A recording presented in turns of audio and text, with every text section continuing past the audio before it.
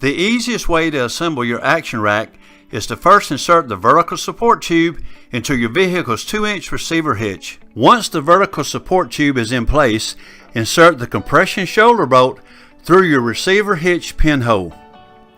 Use a number 19mm or a 3/4 inch socket or combination wrenches to tighten the shoulder bolt firmly to reduce sway. Next, install the hitch tightener clamp in place on the bottom of the vertical hitch tube. Use a number 19mm or 3/4 inch socket wrench or combination wrenches to tighten the hitch tightener clamp firmly to further stabilize the vertical support tube and reduce sway. Now, attach the rotator plates to the top of the vertical hitch tube.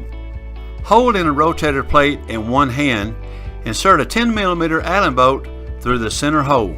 Once the bolt is in place, hang the other rotator plate on the end of the visible bolt. Affix a 19mm lock nut to a snug setting.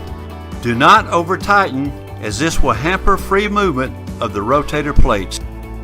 Insert a 10mm Allen head bolt completely through both plates, including the vertical support tube. Apply a lock washer and the wing nut, then tighten to a firm position. The horizontal support tube is your next attachment. Use the holes located about 6 inches from the end of the tube, so the longer end will extend forward toward the front of your vehicle. Insert a 10mm Allen head bolt through the back and front holes. Affix washers and lock nuts on both and tighten firmly. With the snap button holes facing to the rear of your vehicle, attach the first center brace slider tube to the front of the horizontal support tube nearest the front of your vehicle. Repeat the same process with the other center brace support tube at the rear of the horizontal support tube. This requires a number 17mm or 11/16 combination or socket wrench and the number 8 Allen wrench. Insert the curved carriage sliders into the center brace slider tubes until the snap button clicks into the holes. There are 3 adjustment holes located on the center brace slider tubes for 2, 3, and 4 foot widths for the carriage cradle. Attach the smaller eye-bolt hardware into the curved carriage sliders. Adjust until the eye bolts are vertically even. Repeat the process on the other curved carriage sliders. Loctite glue is recommended. Attach the longer eye bolt marine hardware through the holes located a few inches below the rotator plates on the vertical support tube. Align until even and tighten to a firm vertical position. Loctite glue is recommended. It's also recommended that grease be applied inside the slider tubes and rotator plates for smooth operation. Your Action Rack 360 is now assembled.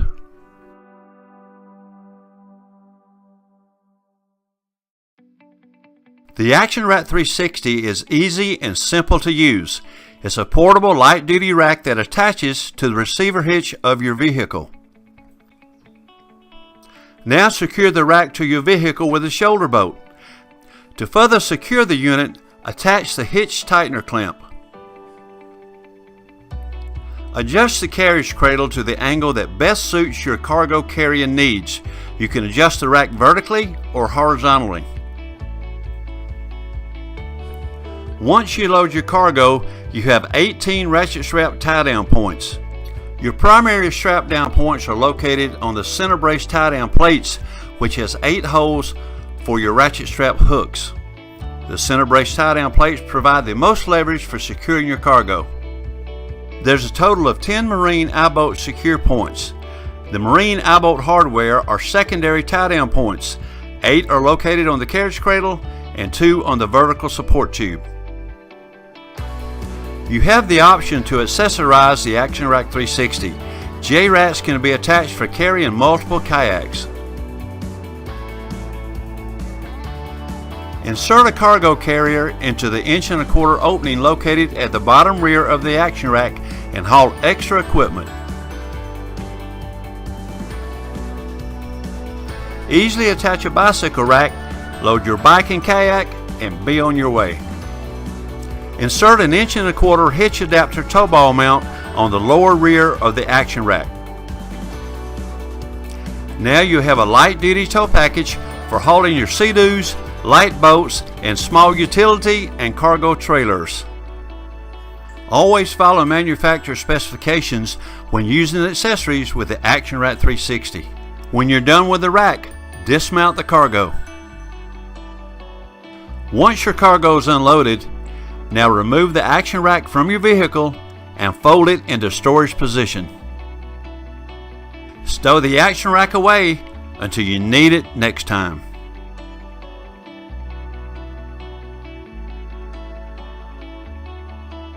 Research indicates that most accidents involving a cargo rack is caused by human error.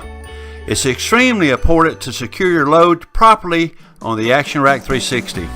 Each cargo object from kayaks to ladders must be secured properly to the carriage cradle by ratchet web straps only.